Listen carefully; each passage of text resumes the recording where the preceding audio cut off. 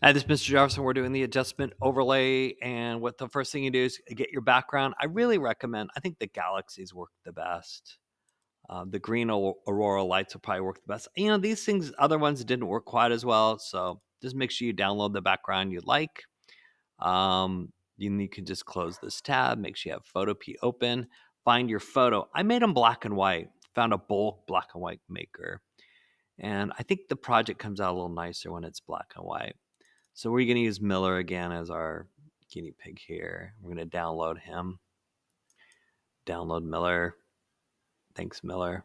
All the pictures look good. I'm already down. Make sure you download yourself in your drive. On the left here, it should say drive, and you should have a Techie Tuesday folder. Okay, the next thing you want to do is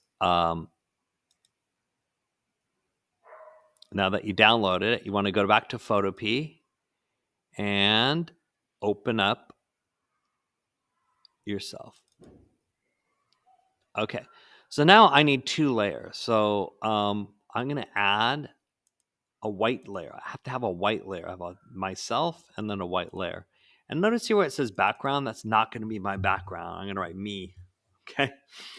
And then the easiest way to add the layer, I think, that is this shortcut here that says, when you mouse over, it says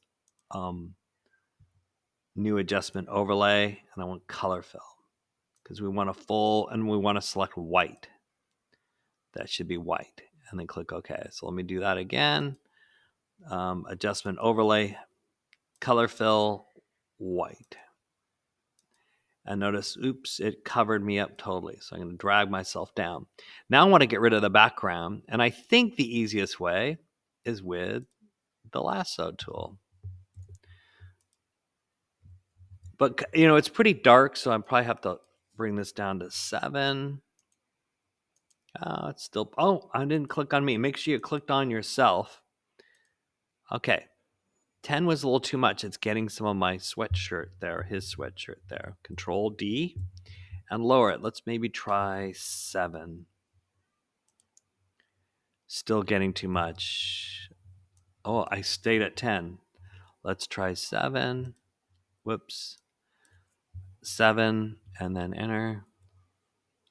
And then Control D and do it at 7. A little better here. I got a little into my arm.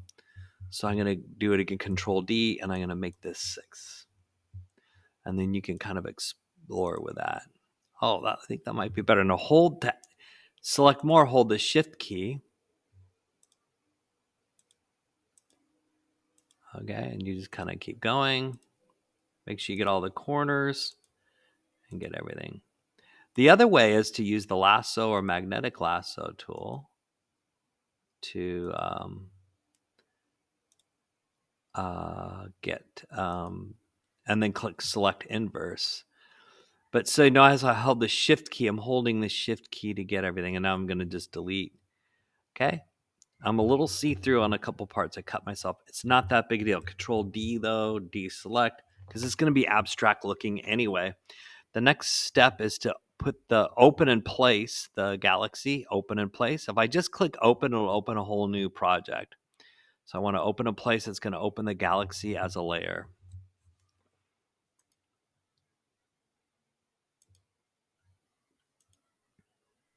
And then I'm going to make sure I'm on the select tool, make sure transform controls are selected, and just drag this.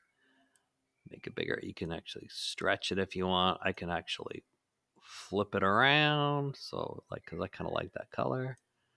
Move it over. And then I need to click the type of layer. And I'm going to click the word we're looking for, screen, down here. And there I am. That looks pretty cool. And now I need to click me. And now I'm going to click, you know what I might do is I might make that layer. Let's see what happens if I go image, adjustments, bring up the contrast a little bit and the brightness a little bit. That looks kind of cool. Maybe the image adjustment and the levels. Oops, not the levels, the saturation. Or maybe not. Now I'm going to click me, and now I click the adjustment layer again, and we look for that threshold. And you can kind of play with that till you like it.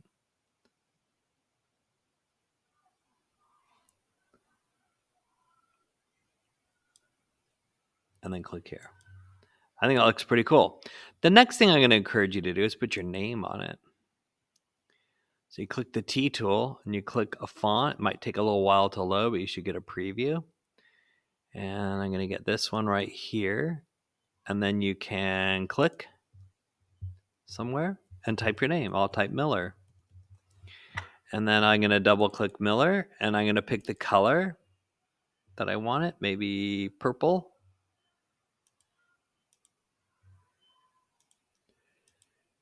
Okay, and then make it larger. Click again. There it is. And now there's two things I click. I can click the move tool. Whoops. I have to click on the word Miller, and I can move. Should be able to move them around. Oops. It's kind of hard with all these layers. You always got to click here. I click one of the anchor points, make sure it still says Miller, and then drag, and then you can do some other cool stuff. You can make it larger. I can angle it. Now watch this. I can click Effect and EFF. And I like the drop shadow. Move this out of the way.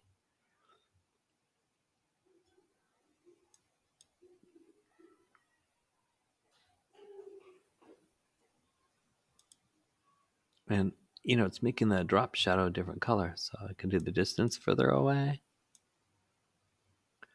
I can angle it a different way there.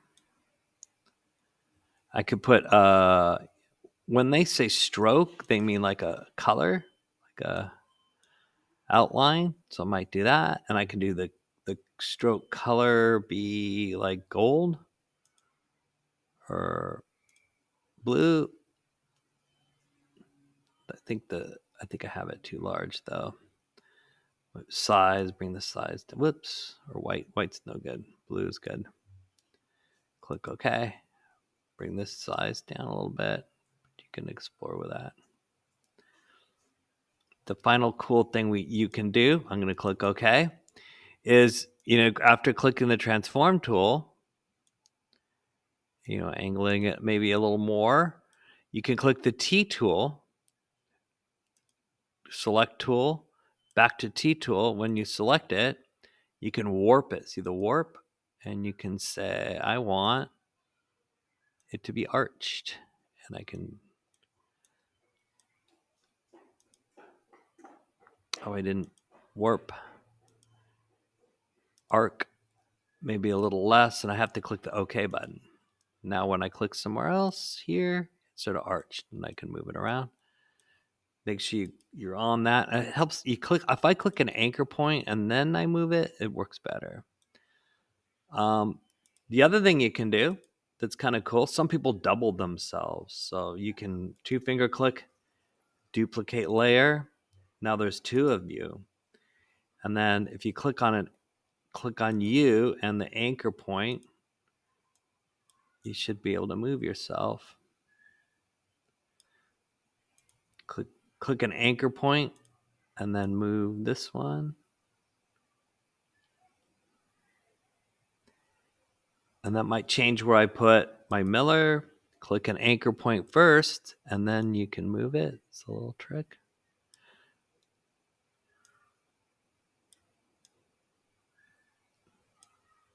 And all right, well, you get the idea. So here's kind of the look. I might put Miller up a little bit higher. So if I have Miller at the top, it really shines through. Maybe I'll just make it fill the whole bottom here. If I hold the shift key, I can make it shorter, or I can make it, I'm holding the shift key now. Or something like that. You kind of get the idea, but that looks pretty cool. Just some stuff you can do. And the last thing, very important thing you want to do is save as PSD. And then you want to export it as a PNG. It's saving. Don't lock up. And then this is what you're going to turn in it. Export as PNG. Okay. And then you're going to turn that in, the PNG file, on Google Classroom. So I hope that helps, and I hope we're successful. I know we got a little frustrated the instructions weren't right the first time. So good luck with that.